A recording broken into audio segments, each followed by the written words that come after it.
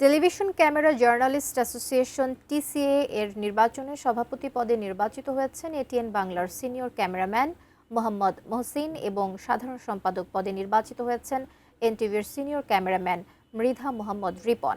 নবনির্বাচিত কমিটির অন্যান্য কর্মকর্তাদের মধ্যে রয়েছেন সহসভাপতি হেলাল আহমেদ সজীব ও মোহাম্মদ সেলিম, সহ সাধারণ সম্পাদক নূরে আলম ও জহুরুল হক জনি।